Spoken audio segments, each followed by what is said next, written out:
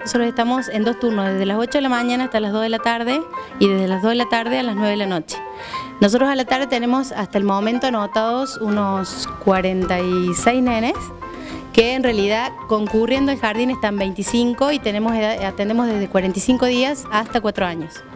A la tarde nosotros somos una docente y 2 auxiliares y nos repartimos las tareas para hacer con los más grandes grupos, y con los más chiquitos, bueno, se les va cambiando, es más asistencial, la mamadera, el pañal, hacerlos dormir. Tenemos la sala de cunitas donde van intercambiando la siesta, duermen muchísimo la siesta, y es más, digamos, el hecho de que ellos se sientan cómodos, estén tranquilos, como en su casa, mientras las mamás puedan cursar.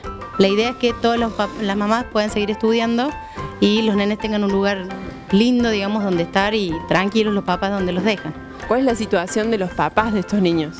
La verdad es impresionante lo que uno ve trabajando. Es la primera vez, digamos, que yo trabajo en este ámbito de la universidad con niños, hijos de papás universitarios, y es impresionante la demanda, la necesidad que tienen de traerlos, de dejarlos en algún lugar donde dejarlos. La mayoría son papás que son de afuera, no son de Córdoba y no tienen familia en Córdoba.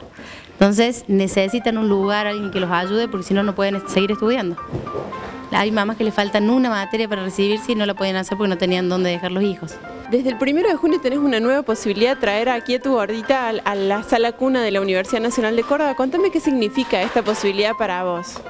La verdad que me facilita mucho, ya que tengo 2 carreras, que tengo muchos cursos, muchas horas, y me viene...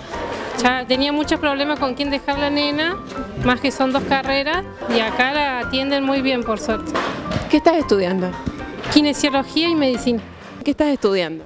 Segundo año de psicología. Y contame qué significa tener esta posibilidad de traer acá a tu gorda.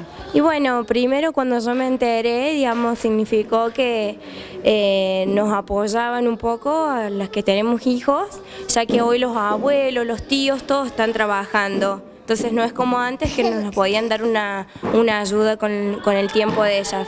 Así que bueno, me puedo organizar mucho mejor, la gorda tiene su lugar, una contención, y está cerca mío sobre todo, porque si le pasa algo yo estoy acá cerca y en cualquier momento me cruzo y estoy con ella.